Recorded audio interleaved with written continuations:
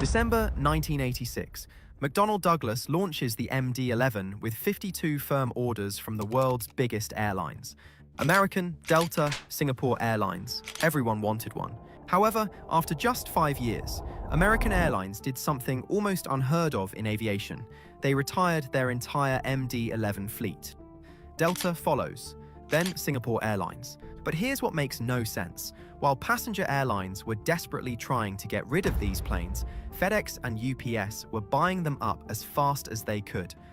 FedEx brought the entire American Airlines MD-11 fleet, followed by UPS, which spent $2 billion on an aircraft that passenger airlines called a nightmare.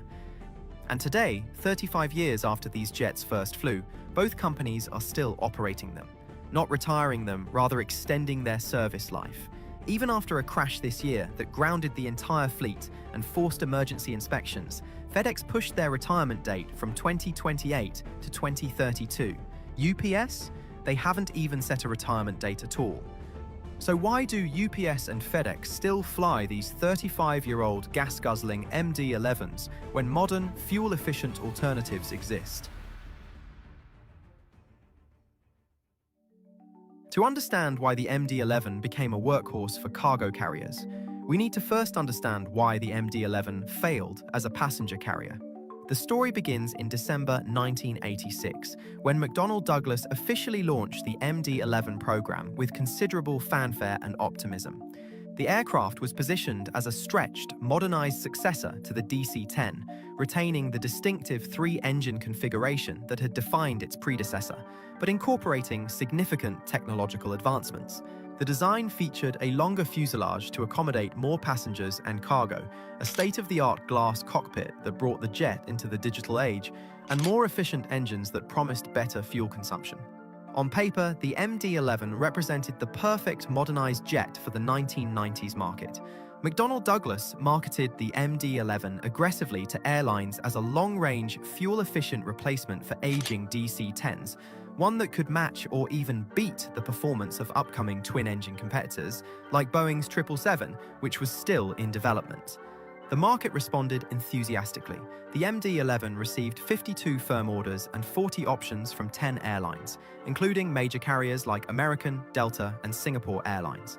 For McDonnell Douglas, this represented validation that there was still a place for three-engine aircraft in the evolving long-haul market. But the excitement and sales momentum soon began to evaporate as the MD-11 entered service, and airlines discovered a troubling gap between promise and reality. Major carriers became openly unhappy with the MD-11's real-world performance, particularly during the aircraft's early operational years. The complaints centered on two critical metrics: fuel consumption and range. The MD-11 was burning more fuel than advertised, and more problematically, it wasn't achieving the range figures that McDonnell Douglas had guaranteed in its sales brochures. American and Delta Airlines, two of the MD-11's largest customers at the time, publicly voiced their frustration. For them, these weren't minor quibbles about comfort features or minor operational quirks. These were fundamental performance shortfalls that directly impacted route planning and operational economics. Both airlines felt they had been sold one aircraft on paper and delivered another in practice. The disappointment was so severe that both carriers took the extraordinary step of cancelling portions of their MD-11 orders and pivoting to Boeing's 777 instead. For airlines that had invested millions in planning their fleets around the MD-11, this represented a humiliating and expensive reversal. The message was clear: they felt cheated, because the real-world range and economics simply didn't match the brochure promises. Faced with mounting complaints and the reputational damage of having its flagship product publicly criticized by major customers, McDonnell Douglas was forced to respond.